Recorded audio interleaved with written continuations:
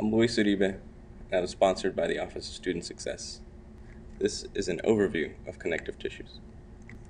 So some general information. There are four main classes: connective tissue proper, cartilage, bone, and blood.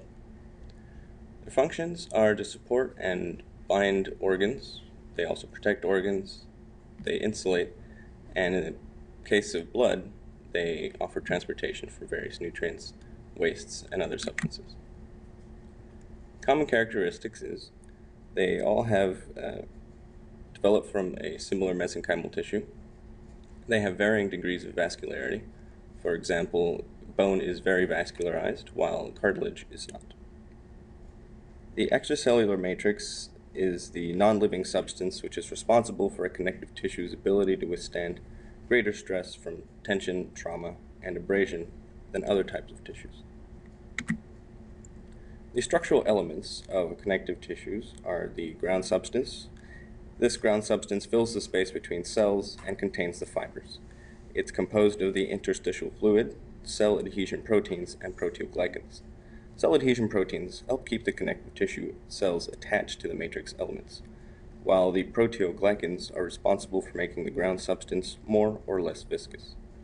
Dissolved substances are able to pass through these connective tissues.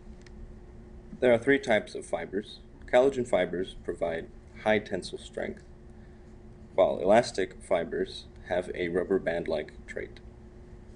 Reticular fibers are good at forming networks which support the soft tissue of organs. There are other types of cells, white blood cells, mast cells, and macrophages, which can often be found in the matrix and all contribute to immune response. The types of cells found in connective tissues can be identified by their suffix and their prefix. Their prefix, fibro, refers to fibers, chondro refers to cartilage, osteo to bone. For their suffix, blast is for a young cell, while cyte refers to a mature cell which often maintains the matrix. Hematopoietic stem cells give rise to red blood cells. Connective tissue proper.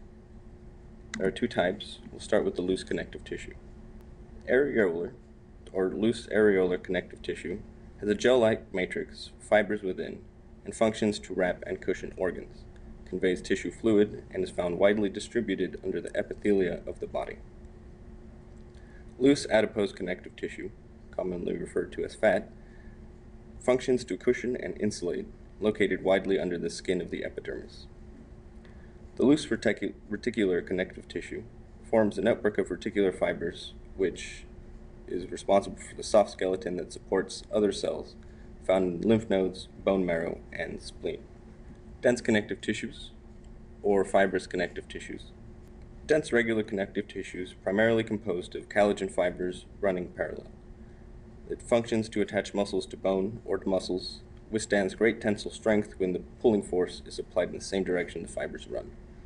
Found in tendons and most ligaments. Dense irregular connective tissue, primarily composed of irregularly arranged collagen fibers with some elastic fibers, functions to withstand tension and exerted in many directions. Irregular connective tissue can be found in the fibrous capsules of joints and in the dermis of the skin. Elastic connective tissue has a high proportion of elastic fibers which allows this tissue to be stretched, found in the walls of large arteries to help maintain proper blood flow. Three types of cartilage. First is hyaline, has a firm matrix with collagen fibers networked throughout.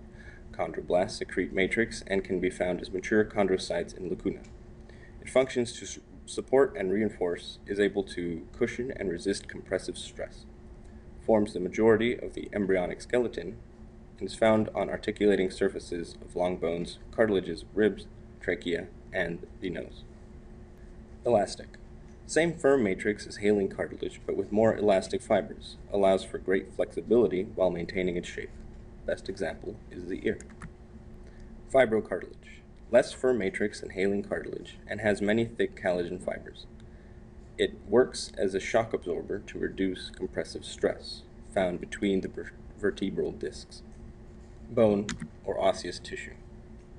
Two types: compact bone, whose structural units are sometimes referred to as osteons or haversian systems, and spongy bone, formed by the trabeculum.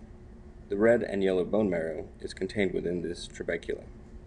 Bone is formed when a hard calcified matrix with many collagen fibers and is well vascularized. Bones support and protect organs and serve as levers for muscles. They store minerals and fat, and once again, red blood cells are generated in the red bone marrow found within the trabecula. Blood is fluid tissue.